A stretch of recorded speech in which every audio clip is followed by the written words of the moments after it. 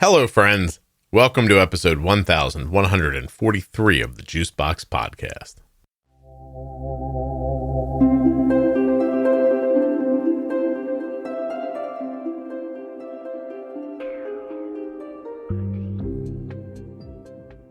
Today I'll be speaking with Kinlee. She's 21 years old, has had type 1 diabetes for just over a year. We're going to talk about a lot, actually. There's a misdiagnosis in here, Omnipod 5, body image issues, an anorexia diagnosis, and a lot more. Nothing you hear on the Juicebox Podcast should be considered advice, medical or otherwise. Always consult a physician before making any changes to your healthcare plan.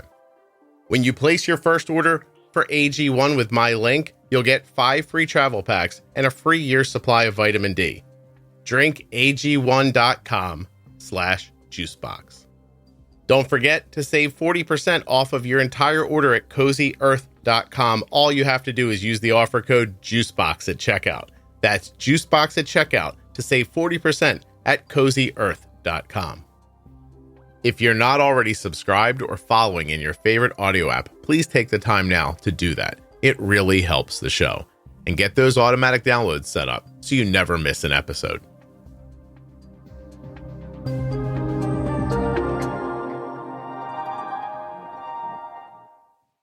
If you're a U.S. resident and have type 1 diabetes or are the caregiver of someone with type 1, the T1D Exchange is looking for you.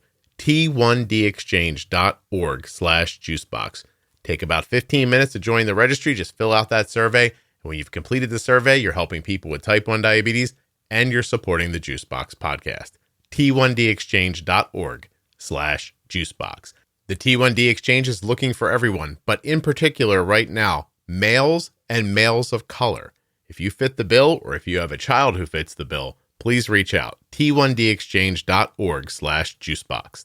My name is Kinlee Fenton, and I am 21 years old, and I'm a college student, and I have had type 1 diabetes for a little bit over a year. Just a year? Yes. I was diagnosed in April of 2022. Wow, that is recently. Okay. So, yeah. I got sick, though, in 2021, like the fall of 2021, but we didn't figure out that it was diabetes until April of 2022. So you think that your first kind of showing of type 1 happened in the fall, but maybe there was a honeymoon and your pancreas kind of picked back up again and kept you going a little longer? So I got COVID and mono at the same time. Okay. In September of 2021. Kissing somebody with COVID? Is that how that happens? Maybe. I don't know. I got that in September of 2021. And they think that's when it happened. And I continued to get sick just constantly. I was constantly sick all the way until April. And then it was like a couple weeks before I went to get checked. And that's when like my symptoms really started picking up. And I had a best friend in high school, and her dad had type 1 diabetes. And I remember her mom telling me like all of the warning signs of type 1 diabetes. And I was like, I think maybe I might have that. And so that's when I went to go get checked. Kinlee, I'm old, but I had mono around the age you had it. And I remember it as an incredibly miserable experience. It was awful. Yeah. And then I had COVID last year, which was also miserable for me. Yes. You had them at the same time. I had them at the same time. How long did that last for? I don't think I truly recovered from my mono until I was diagnosed. Like I was just constantly tired, and like I just could not get rest.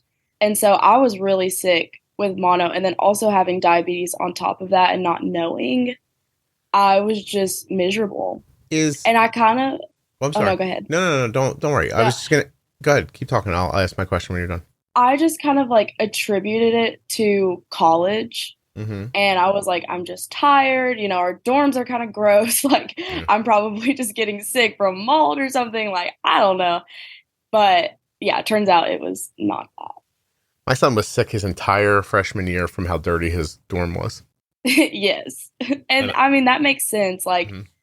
and my family, like, they didn't know, we all just attributed it to college and just being tired and just constantly going.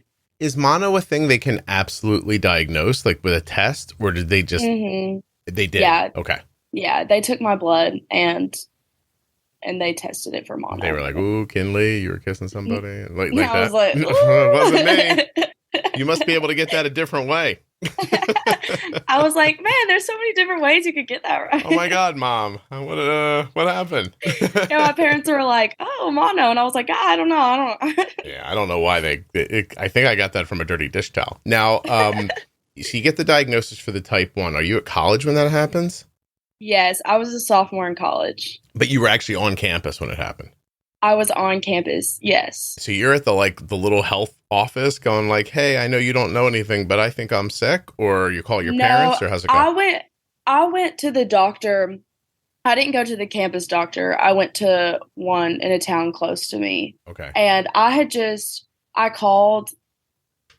told my friends and my family, I was like, I just really think that I need to go get tested for diabetes. And, everyone was kind of like, oh, Kinlee, like, whatever, like, shut up, And I was like, yeah, I just think maybe and I was just so sick and tired at this point. Yeah. And I was like, even if I don't have diabetes, I just really hope that they can at least figure out what is wrong. Like, I didn't know if I was having another mono flare up. I didn't know if I had COVID. I didn't know what was happening. But you were dragging. You were really tired and felt terrible. I have not known. They told me when I was diagnosed, they were like, you are about to figure out just how bad you have been feeling. Okay. And they were right. Like, as soon as I started treating myself, I just felt like I had so much energy, and, it came with its complications, of course. But yeah, how about that? I remember telling my mom, and she was like, okay. And I walked into the doctor's office and I told them that I wanted to be tested for diabetes, and they kind of looked at me funny, and they were like, okay. And yeah. Tell me the reasons how you get to that on your own, because I mean, is there type 1 in your family? Is it, did you use the internet? How did you figure it out? No, there is no type 1 in my family. We have some type 2, but no type 1. And like I said, my best friend in high school, her dad had type 1 diabetes. Mm-hmm. And I just remember her mom telling me some of the warning signs, like if you ever have to pee a bunch, if you're ever super thirsty, those are some of the warning signs. And that stuck to you. Hey, before we keep going, is there a fan or something noisy behind you? No. Okay. When you talk, I'm hearing a rumble behind you, so sometimes it's Oh, I hear a mower outside. Is that it? Oh, okay. Yeah, I can move rooms, though. Well, you could yell out the window and be like, man, I am trying to make a podcast. Okay. I don't know how much they'd appreciate that. Well, I don't care. Are you at school right now or not yet? No, I'm at school, but I'm at one of my friend's house right now. Okay. Because it's impossible to find a quiet place in the dorm to. Yeah, I know. I've tried to talk to my daughter on the phone. Yeah. Oh no. Yeah. It just doesn't work. It was easier with my son for some reason. The boys would they all turn into little gentlemen. They're like, hey, hello, sir. Like that kind of stuff. I think that's how they hide what they're doing. No, I just know that someone would bust in my room and be like, what are you doing? Have you seen this video? Look at this cat. I'd be like, this guy's trying to clean out the litter box and the cat attacks him. And then the other cat. I would be like, okay. Okay. Is that better? You have to talk for me to know. Okay. Yes. You got it. Okay. So what happens is you're wearing noise canceling headphones. So when you're not speaking, it doesn't matter. And when you are speaking, it lets through the noise of the mower. Isn't that crazy? Technology. That's crazy. Yeah. And I'm probably the only one that hears. Everyone listening right now is like, what the hell were you doing? But it's my brain just goes, there's noise behind her. Then I have trouble listening to you. So that's okay. Once there was a time when I just told people, if you want a low and stable A1C, just listen to the Juicebox Podcast. But as the years went on and the podcast episodes grew, it became more and more difficult for people to listen to every one. So I made the Diabetes Pro Tip series. This series is with me and Jenny Smith. Jenny is a certified diabetes care and education specialist. She's also a registered and licensed dietitian and a type 1 herself for over 30 years. And I, of course, am the father of a child who was diagnosed at age 2 in 2006. The Pro Tip series begins at episode 1000 with an episode called Newly Diagnosed or Starting Over. And from there, all about MDI, pre-bolusing, insulin pumping, bumping and nudging, variables, exercise, illness, injuries, surgeries, glucagon, long-term health, bumping and nudging, how to explain type 1 to your family, postpartum, honeymoon, transitioning, all about insulin, temp basals. These are all different episodes. Setting your basal insulin, fat and protein, pregnancy, the glycemic index and load, and so much more, like female hormones and weight loss. Head now to juiceboxpodcast.com. Go up in the menu at the top and click on Diabetes Pro Tip. Or if you're in the private Facebook group, there's a list of these episodes right in the featured tab. Find out how I help keep my daughter's A1C between 5.2 and 6.2 for the last 10 years without diet restrictions. Juiceboxpodcast.com. Start listening today. It's absolutely free. The mower is just like, he's like going around the house, so he might just... You might find your side again. Yeah, he might come back over here. Don't get too focused on it. It wasn't terrible. Don't worry. Okay. Okay, so you walk into the doctor, you're like, hey, I'm self-diagnosing myself with diabetes. And Yeah. they do a finger stick or do they laugh at you? No, they took my blood. Okay. And so you didn't get an answer right away, or you did? I did. They checked my blood sugar levels and my A1C. Mm-hmm. And so they knew right then that I had it. But they told me they didn't know what type. Yeah. They didn't know if it was type 1 or type 2. And so I was just given insulin pens and needles and finger I'm laughing because things. how old were you? I was 20. Yeah. And how far from home is school? It's just an hour. Okay. So you got your mom's on the way? My mom was there with me. Oh, she made it there with you. Okay, good. Yeah, she came with me. And I was just sitting there, like, bawling my eyes out. And they were like, here's all your stuff. And they just kind of gave it to me and didn't really tell me how to use it at all. Really? I was told to prick my finger like 3 times a day. And then I was given a sheet just based off of my blood sugar, how much insulin to give myself, just until they figured out what type it was. I'm a little surprised you didn't get better direction. Not that, I mean, most people don't. That's not why I'm surprised. I'm surprised because they did a very responsible thing by saying to you, we don't know what type of diabetes you have. So I thought, oh, maybe you found a good doctor. Like, because that part was uplifting to me. I was like, oh, that's the right way to say that. But then you got like, here's the stuff. Good luck. Yeah. But I have a great doctor now. And this was just my primary care physician. So it wasn't an endocrinologist. Yeah. But it's still, though, like, Kinlee, you know that you could have hurt yourself with that insulin. Right. Yeah. Yes. It's interesting. So, all right. So you make an appointment, I imagine, with an endo, but how long does it take to get that appointment? I did not make an appointment with an endocrinologist at that point. You just went home with your pens and you were like, here we go. I went back to college and me and my mom went to Target and we got a pretty pink case to keep all of my stuff in. Oh. And we were just trying to make it as good as we possibly could. And then she dropped me back off at school and I was just like, okay. I had no idea what was happening, and they were like, we'll contact you in 2 weeks and let you know what type it is. And so during those 2 weeks, I was just doing the best I could. I had a super scary low, just because I had no idea what I was doing. Yeah, no kidding. I had no idea what I was doing. And so I had a low, and then I ate a whole pack of Skittles because I didn't know what was happening, and then my blood sugar shot up to like 500, and I was like, what is going on? Can I tell you something to look forward to when you get older if you're going to have children? You said my mom took me to Target and got me a pink case to put my stuff in, and it made me cry. And now I'm going to have to explain to you why, because you're like 5 years old, like, you know, in the grand scheme of things. Yeah, It's basically. because I pictured your mom helpless, trying to Yeah. do something to make you feel better. Mm-hmm. Yeah, and it made me, and I'm all weepy. This is crazy. I gotta start taking testosterone I mean, yeah, shots. Yeah. that's what it was, because it's like at that point, what do you do? No, I No. mean, because it's her intention to leave you at school. She Mm-hmm. doesn't know anything about diabetes any more than you do. And the people Right. at the doctor's office were like, here's the stuff. Like, they didn't make it Mm-hmm. sound like you were in trouble. Like, right? Mm-hmm. So Right. what's your major? Psychology. Okay. All right. So do you play any sports at school? I do not. Okay. All right. All right. So you're back at school having low blood sugars, then driving your blood sugar up really high. This is just last Right. year. Seriously, Yeah. May, June, July. Like it's 16 months ago. So Mhm. what happens? Like keep taking me on Mhm. this trip. Like, Okay. yeah. So I just kind of honestly survived those 2 weeks. That was what I was doing, just trying to survive.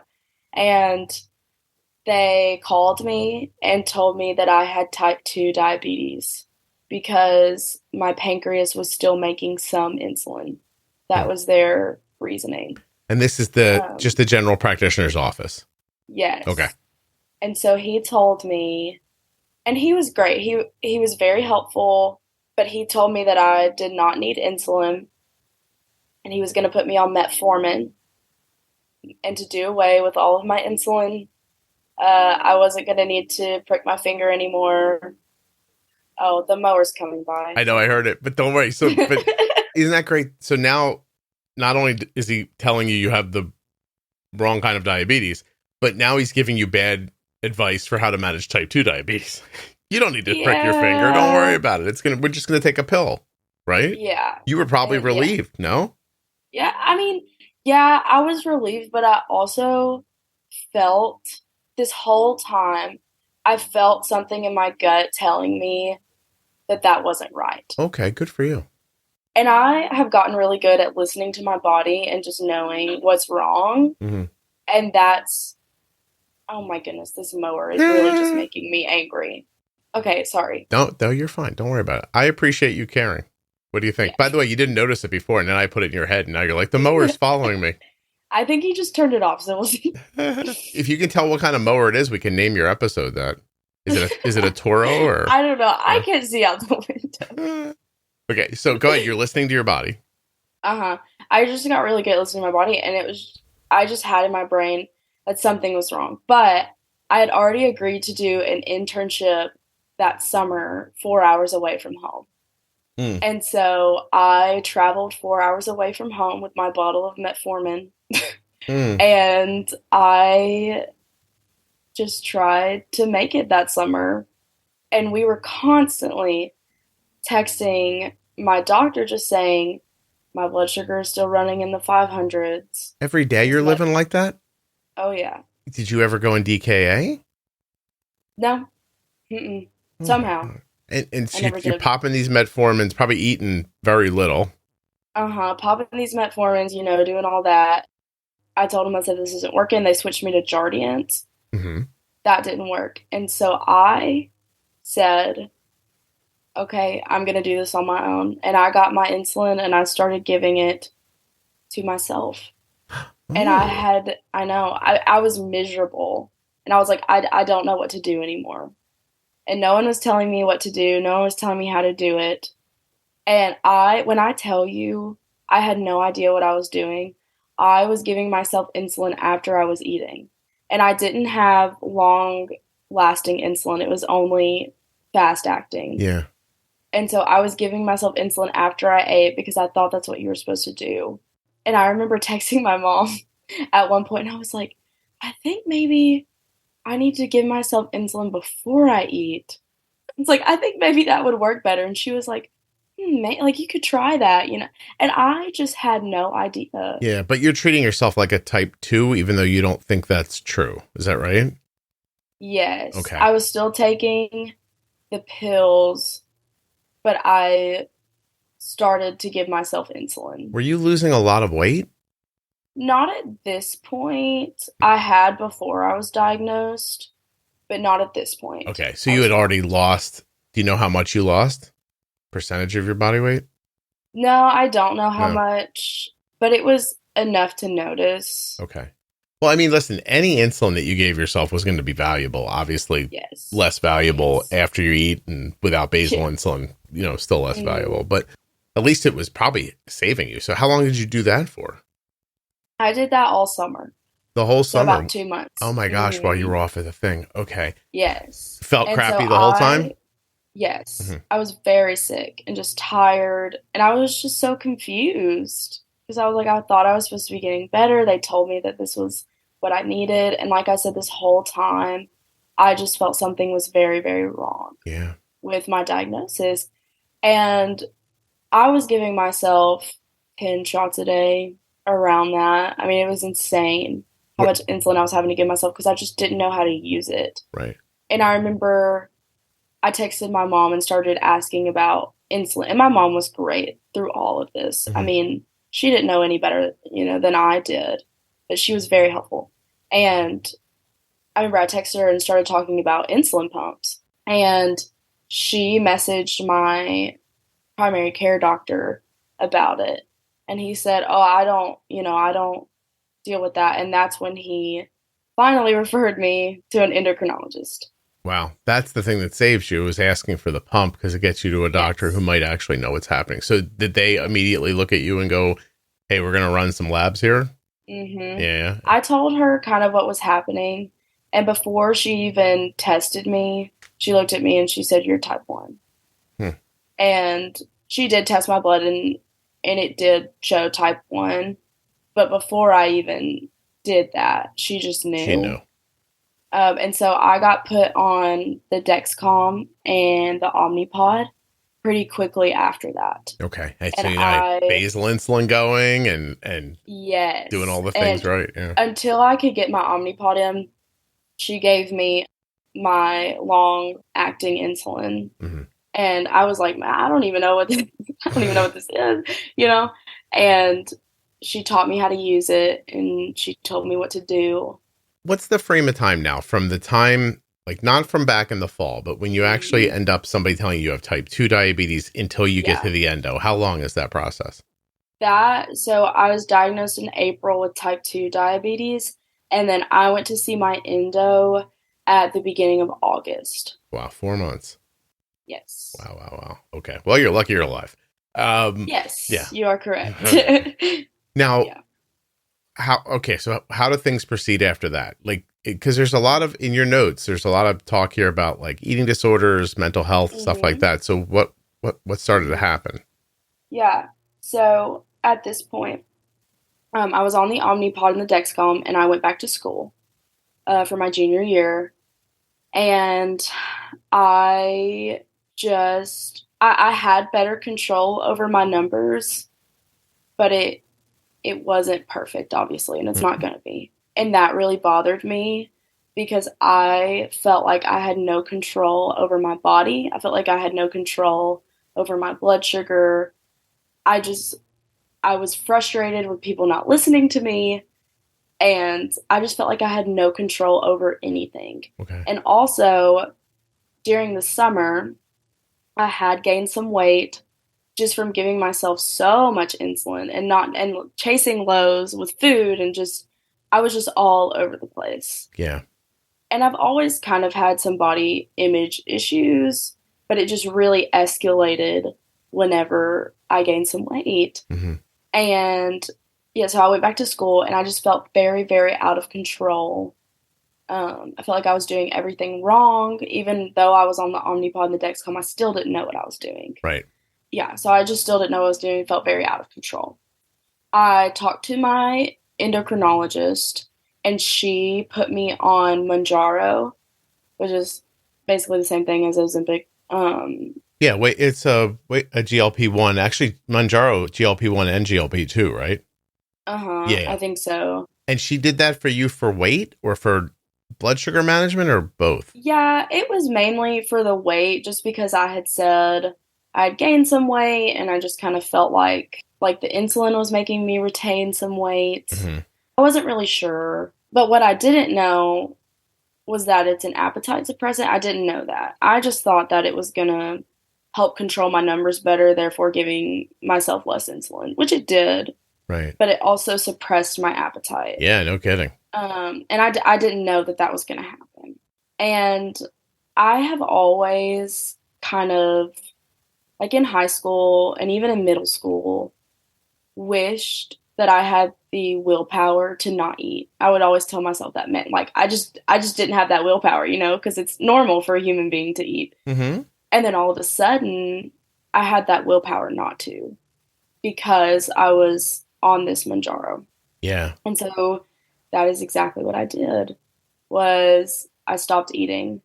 And when I stopped eating, I was able to see my numbers be perfect, because I wasn't taking any eating carbs really. Yeah. People aren't going to know. So you and I have a lot in common here, because I'm on a GLP-1 drug too. So I know exactly what you're talking about. Can you help me contextually? You don't have to. Just say no if you don't want to. But how much weight did you gain and how much weight did you think you had to lose is my question. I gained probably 20 pounds over the summer. And how much did you think you could stand to lose? I lost 60 pounds. Wow. And that was weight I never should have lost. So that was too much. Mm-hmm. Okay. Yeah. How long did it take for that weight to come off? So I stopped eating. I mean, I was eating some, but I wasn't eating enough. That was from September to January. Wow. September, October, November, December, January. Yeah, well, that's about what I expect from the drug, actually. Mm-hmm. So here's how I would explain it to somebody. Your brain does not know if you're hungry or not. So you're not hungry in your head. Mm-hmm. Your stomach feels full, so you're physically not hungry. Mm-hmm. You can go on without eating forever without noticing it. Does that seem about accurate for how you felt? Yes. Yes. And then on top of that, you're losing weight in other ways because of the medication as well. Mm-hmm. Yeah. Okay. And but I also found that my blood sugar, like I said, was perfect. And I just felt like I had so much control over my life, over my body, over everything. I was like, this is perfect. This is exactly what I need to be doing. And it was frustrating because I actually went into honeymoon during this time. Mm-hmm. And I was like, oh, this is what my body wants me to do. This is what my body needs, is to just not eat. Do you think it was a honeymoon, Kinlee, or do you think it was just you were so restricted on your intake that you just didn't need very much insulin? We still don't know. I talked to my endo about that, and she doesn't know. Yeah. Because I asked her, I was like, do you actually think I was in honeymoon, or do you just think that I was restricting? And she was like, I guess we'll never know. I have my guess. Like, okay. Yeah. So what did I want to ask you? So you didn't answer the one question, which I kind of need to formulate my next thought. So you had gained, you had gained 20, you lost 60. But my question is, how much did you think you wanted to lose? You lost 60, but you didn't want that much. What was the number you were looking for? I wanted to go until I couldn't anymore. Oh, okay. So you had that mindset. I'm wondering because if you just needed to lose 20 pounds, for example, I mean, a GLP-1 is, I'm not a doctor, but that seems like overkill to lose 20 pounds, because if it works on you, and it worked on you, you really, I'm 17 or 18 weeks into using Wegovy, and I'm still like, every time I eat, I'm eating because I know I have to. I am not eating because I'm sitting there thinking, oh, I really have to eat something. Yeah. And I think in that sense, it can be good for people. Mm-hmm. I think I just had a very, very different mindset. Okay. And at first it was, this is great. Like, I just want to lose a few pounds, nothing wrong with that, whatever. And it suddenly turned into, I want to have this control over my life, over my blood sugar. I want my blood sugar to be perfect. And I'm going to do that by not eating. Would you consider that an eating disorder, or do you consider it? You do? Yeah. Okay. Yeah. I was diagnosed with anorexia. I went to the doctor in December, and they diagnosed me, and I got off of Mounjaro, and nothing changed. Oh, I see. Yeah. So did you ever have, okay. So the question is, did you have an eating disorder ever prior to the type 1? Or do you, no. So you think that the GLP medication stops you from being hungry, your insulin needs to go down. It sends you all that feeling of control, and then you get lost in the idea of I have to keep losing weight for this to keep happening. Is that right? Yes. Okay. It was just a series of things, I think. And I think, like I said, it started out as, oh, I just want to lose a few pounds. And then it turned into, and I think for a lot of people, that's what it is, and that's all that it is. Mm-hmm. But mine just continued to go down this rabbit hole. Yeah, you snowballed. Right. Yes. And then suddenly it turned less physical and more mental. Mm-hmm. And I just craved this control when I was really completely losing control. Yeah. So listen, I have a very limited understanding of this. Has never happened to me, but I had this one experience. Years ago where and this is going to sound weird, my dentist told me you have type 2 diabetes because I peed a bunch of times while I was having a long procedure.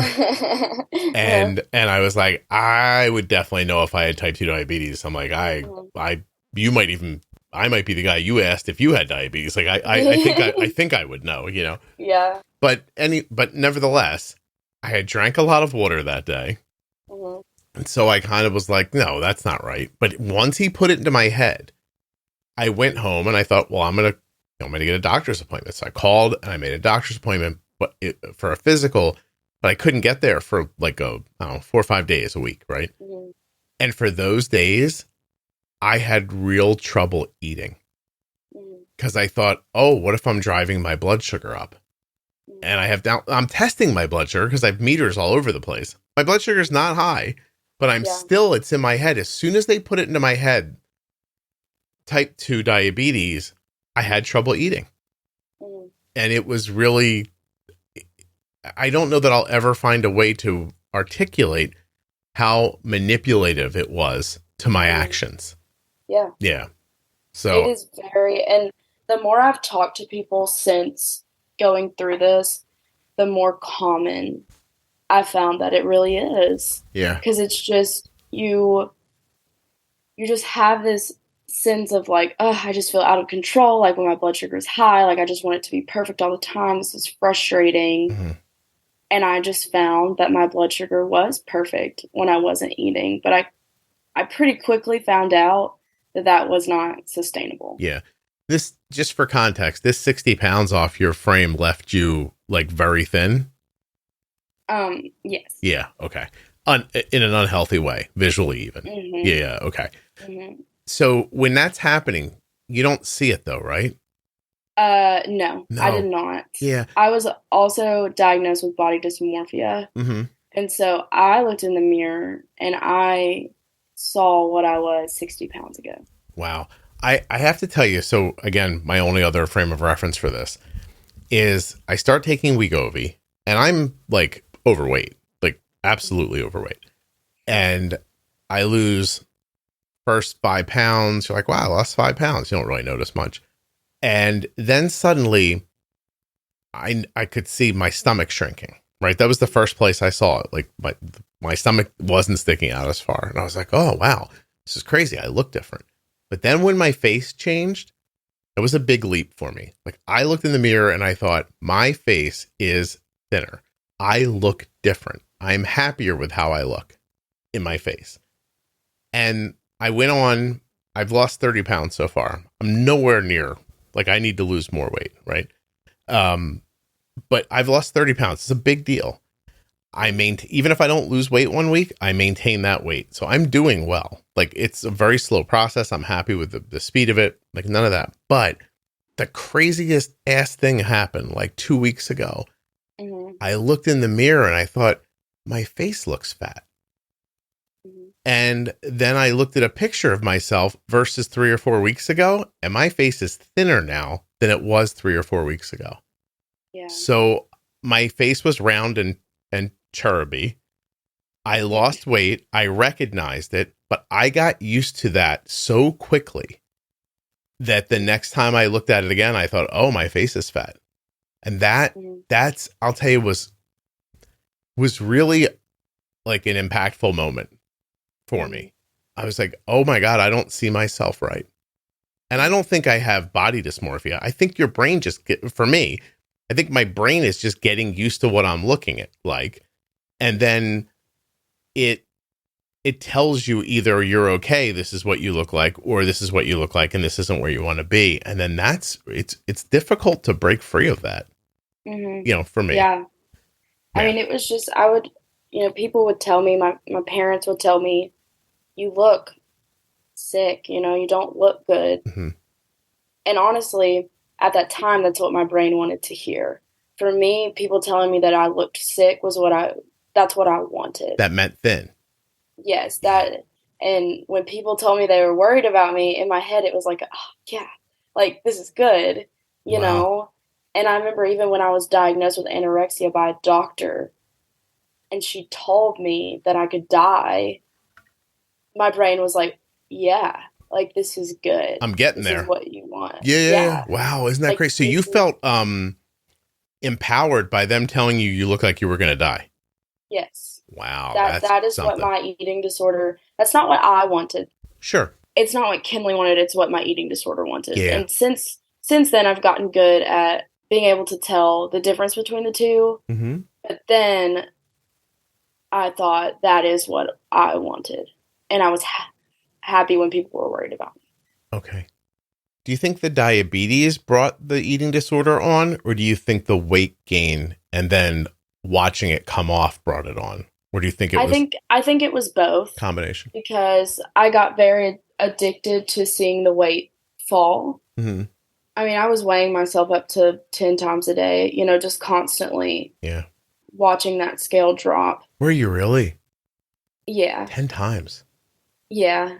But then when it came to the diabetes, and I just felt so out of control of my numbers, and I found that not eating controlled my numbers. Wow. So now, and then my body went into honeymoon or whatever happened there. And it was very confusing for my brain. Yeah. Because in my head, I was like, this is good. This is what my body needs. This is what my body wants. Like, I can take care of my diabetes by not eating. And never thinking about anything like nutrition or minerals or vitamins or any of the things that your body actually needs to keep going. No, I didn't care. Yeah. At the time. Just how it looked. Mm-hmm. And where your blood sugar was and how you looked physically. Mm-hmm. And I remember at the end of the day, I would look at my Dexcom graph and I would just see it like a complete straight line. And I would just be like, yes, like that is what I want. That is good. Didn't matter that you weren't eating or that someone told you weren't going to be alive much longer. Right. Yeah. Wow. Is that something? I mean, my eating disorder became my best friend. How? And what'd you say? How is that? It just promised me, and I always tell people when they ask me about my eating disorder that it's like a person in my head. It's a voice in your head. Mm-hmm. And it just told me that the things that I was doing, the things it was telling me to do were good, and that people would love me if I did them. People would find me attractive if I did them. I had all the control in the world if I followed all of its rules. And it just became something. And it paid you back too, right? Like it promised something and then it gave it to you. Yeah, and like if I would restrict or if I would purge or exercise, it would congratulate me. And it was so nice to me in my head. And it would tell me how beautiful I am, how skinny I am, how in control I was of my life. But if I would eat something I wasn't, quote unquote, supposed to, or said something, it would just beat me up. Mm-hmm. I mean, tell me the most awful things. And so it was just easier to do what it wanted. And I just didn't know how to fight that voice at the time. Wow. That's something. And how are you feeling now? So after I was diagnosed by a doctor, I decided to go to treatment in January. And so I did a PHP treatment program for 11 weeks. And then I did an IOP program for, I think, 6 or 7 weeks. Okay. And now I'm out of treatment. Good for you. And during that time, my diabetes came back, or, obviously my blood sugar was raising again. And that was really, really, really tough to work through because I just felt like I was doing something wrong to my body. I felt like this isn't right. This isn't what my body wants. But working with my dietitian and my therapist, we found ways to control my blood sugar and to help me feel like I had control over my body without restricting. Can you tell me some of the ways you accomplished that? Well, I got back on my pump while I was in treatment because I had gotten off of it because I just wasn't eating enough to even need it. Mm-hmm. So I got off my pump and I got back on it. And we just would dose for everything correctly. And I honestly still, like at that point, didn't really know how to like carb count and dose myself correctly. So we worked on that and just worked on like how to control my blood sugar with insulin. And that was when I really learned, like, okay, this is what I need to do. And I also switched to the T-Slim during that time. Okay. And I like it a lot more than the Omnipod. And so that was very helpful. What did you like better about it? I just think it's more aggressive. Like when my blood sugar is high, it just always like gets me down pretty quickly. And sometimes the Omnipod, yes, the algorithm, okay. I love it. And it just helped me feel more in control. All right. So now I have a difficult question for you that, and by the way, you've done a really lovely job of talking about all this. I hope I've been as sensitive as you need me to be. This is not a subject I know like a ton about. So, but I'm going to ask you a question that you may or may not have an answer to, but really give it a second. Let's go back in a time machine to the day you think you have diabetes and you're going to go to the doctor. Are there things, an alternate reality that could have happened that would have avoided all this? Yeah. What do you think those things are? Being sent to an endocrinologist right away. You just think those 4 months is what got you messed up? Yeah. Go ahead. Because I mean, during that time was when I gained quite a bit of weight because I didn't know how to dose myself correctly. And I'm not saying that insulin makes you gain a whole bunch of weight, but the way that I was doing it, it did. Well, you were, to be clear to people, you were randomly giving yourself insulin at meals based on like, you're like, hey, I think this maybe is a thing because my blood sugar's 500. And then you were making yourself low at points and taking in a bunch of carbs. So you were taking in even more carbs and your blood sugars are bouncing all over the place. You're throwing insulin here and there. Go ahead. That is what I was doing. It was not controlled by any means. And it was hard for me when I was in treatment, when I got back on my insulin, to believe that I wouldn't just gain all that weight again. And I still struggle with that sometimes just because I've experienced that. And in my head, I'm just like, oh, that's going to happen again. But it hasn't. Right. And I'm still teaching myself that. And now that I have, and it's not perfect, obviously, some days are really crappy, but now that I have the means to control my blood sugar, it's a lot better. Good. But yeah, I believe that I should have been sent to an endocrinologist right away. I think that whether you're type 1 or type 2, you should see an endocrinologist. That's just my opinion. I think that should have happened pretty quickly, and I think a lot of this could have been avoided, possibly. Well, and isn't it, I mean, interesting, this is the impacts that got you, the eating disorder, like that kind of stuff. But it very easily could have been a different impact. Or you could have actually had type 2 diabetes and been scared of food, like I talked about before. And like, there's just, a number of, I guess there's one good path and there are so many possible bad paths, and it's not poor intentions. It's just that if the doctor doesn't know what to tell you, if they don't tell it to you in a way that you can understand, if it isn't information that's actionable, if they don't, I think one of the biggest mistakes that all doctors could make is giving you like a step like say you're in a 3-step process. I don't know what the step is. We're going to start with basal insulin, and these are your settings. Mhm. But they don't tell you these settings are going to change. And so I've seen people get lost in, I don't know what I'm doing wrong. Like I've done everything I was told, but my blood sugars are higher than they should be. Like that pain, that kind of psychological torment that you go through minute by minute, day after day, is unnecessary and could have been stopped by just saying, hey, these are your settings, but we expect these are going to change pretty quickly. So if you don't start getting what you expect, let us know. We'll change the settings. That's all you have to do. Just say the rest of it, you know. Right. And otherwise, people end up in just a myriad of different crappy situations. Yours is one of them, but I've heard a ton others too. You know, and it's all about how it starts in that beginning, like what you understand and what you expect. That's my opinion. So, and I don't blame anyone. I don't blame my doctor. I don't blame my parents. I don't blame anyone. We just didn't know, you know, and now that I do know, I want to make it known for other people. Yeah. Well, Kinlee, you're very nice, but I knew. You just didn't know me. There are other doctors that knew. You just didn't know them. Like, I'm not saying anybody, like, willfully messed you up, right? I know. Right. I know. And you're very nice. It's frustrating. Yeah, of course. You're very nice to protect people, and that's lovely. But I'm saying that there's a base amount of knowledge that if any doctor had, wouldn't have led you down this path. And I don't want you to be mad about it, or you sound very kind of like healthy about it, honestly, which is nice. I don't understand. You're 21. Why are you so nice? I don't know.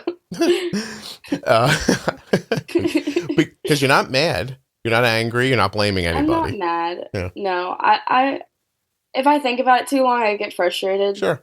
But I just have to get past it. Yeah. I mean, that's how it happened. I have a great doctor now. She's awesome, and I'm good now. When you talk about it in treatment for your eating disorder, is there talk like this is a thing you get past? Is it a thing you always look for? Are you living with it? Like, what's the phrasing around it? Does that make sense? My eating disorder? Yeah, like, you know, when somebody will tell you, like, it's not like you're a cured alcoholic. You're an alcoholic who's not drinking currently. Like, is it like that, or how does it go? Right. I think for me, the voice of my eating disorder, I don't want to say is always going to be there. I'm pretty fresh out of treatment. You know, I had the summer to be at home and stuff, but the voice is still there. And like when I eat something that maybe I wouldn't have eaten in my eating disorder, or I lay in my bed instead of exercise or something like that, the voice can get loud and can tell me things that just aren't nice. But I have learned in treatment how to battle that voice and how to stand up against that voice. And so I would say the voice has gotten quieter, but it's still there. I just know how to stand up to it. Gotcha. And so it's still a struggle. And it's still, you know, I consider myself still in active recovery. And every day is different. Some days are a lot harder than others. Yeah. And people tell me, people that have had an eating disorder or work with eating disorders, that it can go away. And it can be different. Like in the past, it could feel it's possible that one day it'll feel like a thing that used to happen to you doesn't happen anymore. Okay. Yes. And I haven't experienced that yet. Right. It's gotten so much better, and I'm at a point where, like I said, I consider myself in recovery, but I've heard that one day it can go away. And so I hope that, as you know, and when I keep fighting it and just keep doing what I can to stand up against it, hopefully one day it can go away. Yeah, that's amazing. But until then, I'll continue to fight it. Yeah, and you handle it the way you're handling it right now. Is there maintenance, like mental health maintenance? Do you go to meetings or see somebody with frequency? How does that work? Yeah, I still see a dietitian and a therapist, and I meet with them every other week. Okay, very cool. Are you, how did you find the podcast? Like, why do you know about this? My mom listens to it all the time. She loves this podcast, and she told me about it. Oh. And so I started listening to it. Cool. So do you actually listen, or does she listen and then bug the crap out of you about it?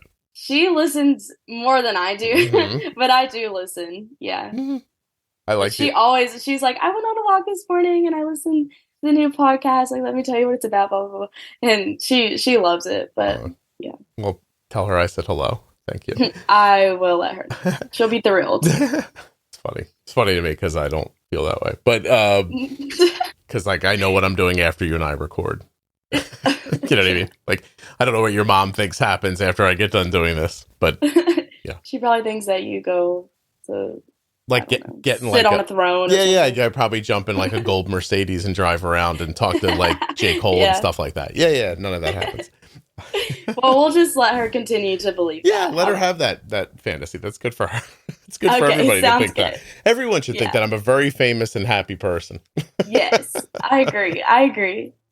Kinlee, tell me about the role of friends in this whole process. Did you enlist people to support you, or did you do it by yourself? What happened there? Oh my goodness, I'm just like smiling when you said that. My friends were just amazing. And I love my friends so much. And I'm so happy to be back with them this semester because I took the semester off of school to go to treatment. Okay. And that was a really, really, really tough decision because I love college. Like, it is just my thing. I love it so much. And I lived with all of my friends, and I had to leave them all because I couldn't eat, Yeah. And it was more than that, but like I would beat myself up a lot about having to leave them. But they were just the most supportive. And I would come home sometimes on the weekends and visit at school, and they would make a point to come and see me, and they would text me and call me, and they were just so ready for me to get better. And it was hard to take the semester off, but I knew it was either stay at school, be miserable, get worse. I mean, in all honesty, possibly die, or go get better and have an awesome senior year.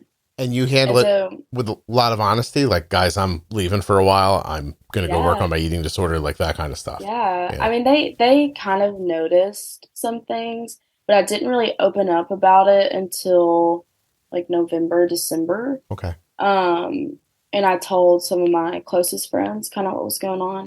And then, I was just very honest with them that I needed help. Excellent. And I needed to go somewhere. And they accepted that. They were sad, obviously, but they saw me. They knew that I needed help, and they wanted me to get help. Interesting. And so I went to treatment, and like I said, I would visit them. We would call, we would talk, and it was really hard being away, but they made it easy. They just made it. I couldn't have done it without them, I'll be honest. Yeah. Oh, that's excellent. Getting to come back this semester, and everyone's like moving in yesterday and today, and just getting to see everyone, and everyone's just so excited that I'm back, and I'm so excited to be back. It's just, I'm really happy that I got treatment when I did. Yeah, it's a big year for you too, right? Your senior year? Yeah, it's my senior year. Pretty cool. What are you going to do after school? I want to go to grad school is my plan, but I want to be a therapist. That'll take a little bit of schooling.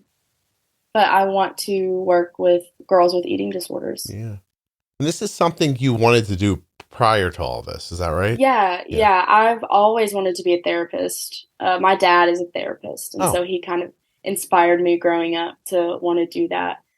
And so, and I had friends in high school and a couple in college that had eating disorders. But it's something that you don't really understand until you go through it. Because I remember them telling me things, and I was like, I don't really understand that, but, I'm here for you. And looking back, I'm like, oh, that's exactly how I felt, And so I believe, as sucky as it was, I believe that I've been given a gift to be able to help other people that deal with the same thing. And maybe not right now, just because I am still in recovery. But once I'm done with grad school, I believe that I'll be ready to be able to help other people. Well, good for you. That's wonderful. Yeah. Very nice. Is there anything we haven't talked about that we should have? I don't think so. You did okay. Excellent. Yeah. Very nice. What about, do you have any other autoimmune issues? I do not. How about other type 1 in your family line on either side? Nope. Nothing. How about that? Nothing. Grandmoms with thyroid problems? My grandma, my grandma has hypo. Which one's the one? I think it's where there's too much or it goes too fast or something. Hypo and hyperthyroidism? Yeah. Right? Does she have Hashimoto's, do they say? I don't think so. Okay. I don't really know. Yeah, it's not a thing you would really know until this stuff starts to come up. How about anybody have celiac, gluten allergy? My grandma also has celiac. Mm-hmm. I think we're figuring this out. She's great. Yeah. Give her a call. Tell her she might have given you type 1 diabetes. No. Don't say that. Don't tell her that. She's too old. Let her live.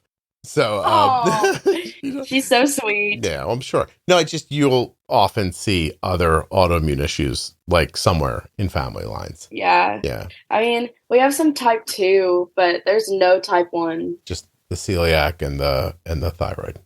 Yep. Which are autoimmune. So, okay, that's interesting. This is such a weird question because you're young, but do you think about having kids? Yes, I do. Okay. Eventually. Okay, this is the thing you're interested in doing. Okay. 21. That's how old you are, right? Mm-hmm. Yeah. It's weird when the thoughts come to people at different ages about having kids. It's weird to think about that. Yeah, right? Because, are you dating? No. No. I mean, I'm not dating someone right now. But yeah. But I see what you're saying. You're like, Kinlee's like, I've had people. I have dated. Don't try to but not at the moment. But at the moment, I don't have somebody. But it's not like I couldn't. And right. No, I got you. Anybody listening, no, I'm just kidding. Yeah, don't think that. No, I understood what you meant. Wow. So, your plan, just go back, learn, hang out with your friends, have fun, try to get to grad school. Do you think you'll go to grad school in Tennessee, or do you think you'll leave? I think that I'll go to grad school in Tennessee. Yeah, right now I'm interning at a church in the town next to my college. Mm-hmm. And I'm the youth intern there. And so hopefully, maybe at some point that will work out for me to be there while I'm in grad school or something like that. So I definitely want to have some sort of job either in youth ministry or in counseling while I'm in grad school. My son's in Atlanta with his first out of college job. And I'm like, what is it you don't like Atlanta? He goes, man, it's so hot here. He's like, it's so hot and it's so humid. And it is really hot. Yeah, but... and he's like, it just rains here constantly. Yeah. He's like, anyway. All right, so you're a Tennessee girl. You want to stay. That's fine. Yeah, I would like to stay, I think. Western Tennessee, is that I don't know the map that well, Kinlee. I don't know where you're at. Oh, I don't either. Whatever you're about to ask me, I probably don't know the answer to. All right, hold on. Let's take a look. I was going to say you're more towards,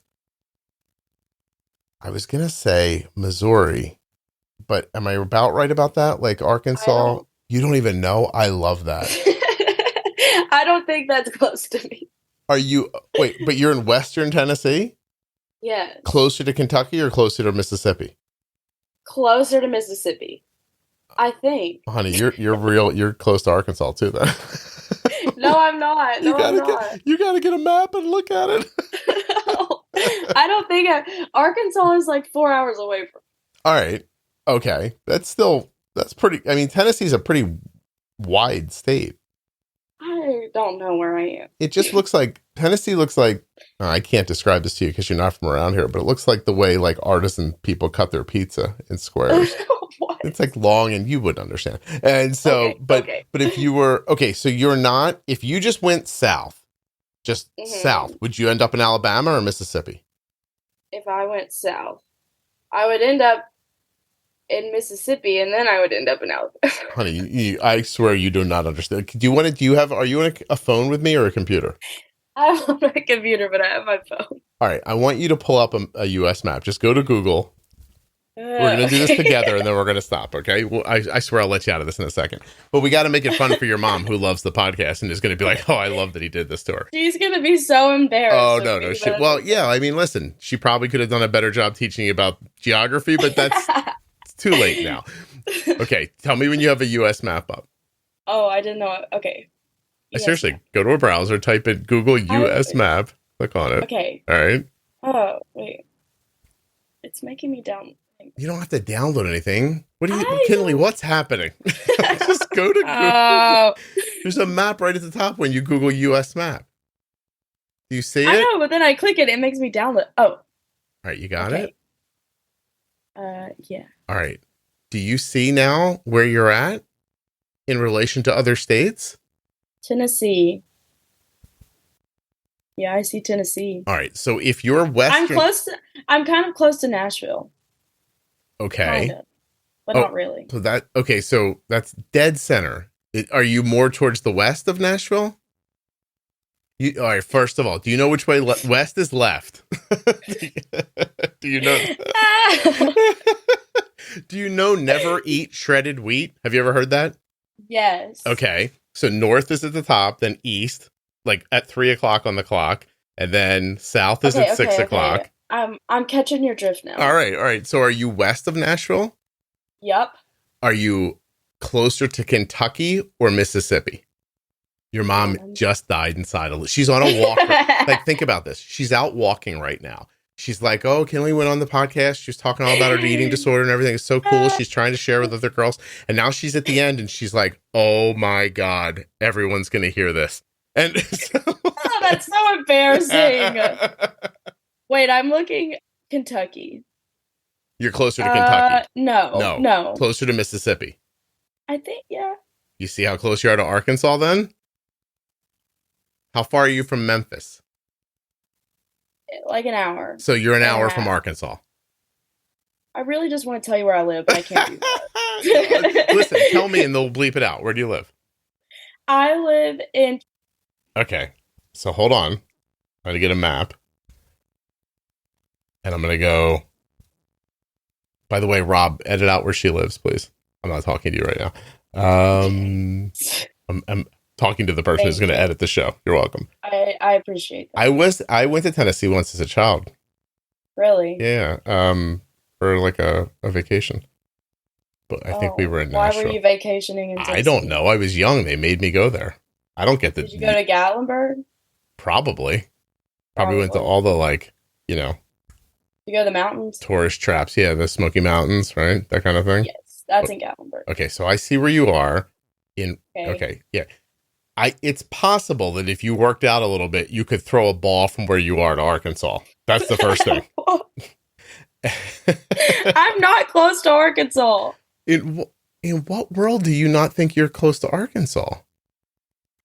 How close are you thinking that I am? Well, I mean, there's like a river, right? Hold on a second.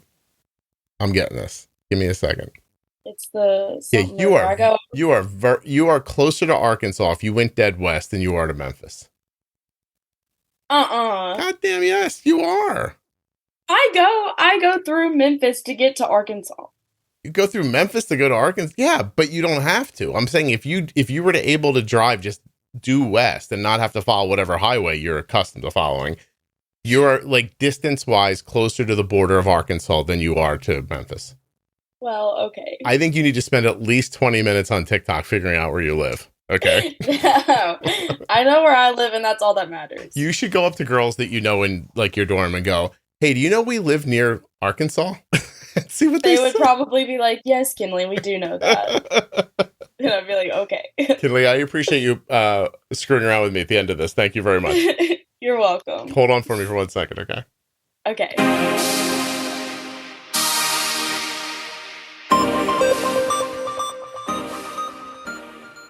I can't stress enough how important it is for you to go to t1dexchange.org/juicebox and complete the survey. It's super simple to do. I've done it myself. It took me fewer than 10 minutes. They say on the website 15 minutes. Maybe my clicking finger is faster than some people's. I'm telling you, you're going to do a lot of good. You're going to support the podcast, support people with type 1 diabetes, support diabetes research, and you're going to feel good about yourself in just 15 minutes. t1dexchange.org/juicebox.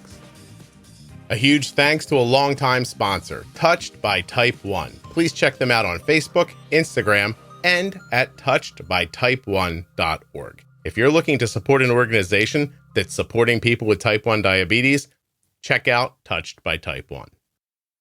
If you're looking for community around type 1 diabetes, check out the Juicebox Podcast private Facebook group, Juicebox Podcast, Type 1 Diabetes. But everybody is welcome. Type 1, Type 2, gestational, loved ones, it doesn't matter to me.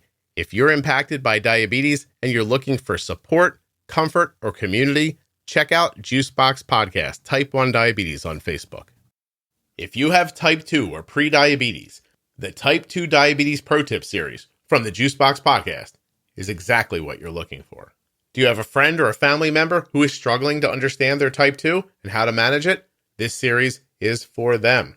7 episodes to get you on track and up to speed. Episode 860, Series Intro. 864, Guilt and Shame. Episode 869, Medical Team. 874, Fueling Plan. Episode 880, Diabetes Technology. Episode 885, GLP-1s, metformin, and insulin. And in episode 889, we talk about movement. This episode is with me and Jenny Smith. Of course, you know Jenny is a certified diabetes care and education specialist. She's a registered and licensed dietitian, and Jenny has had type 1 diabetes for over 30 years.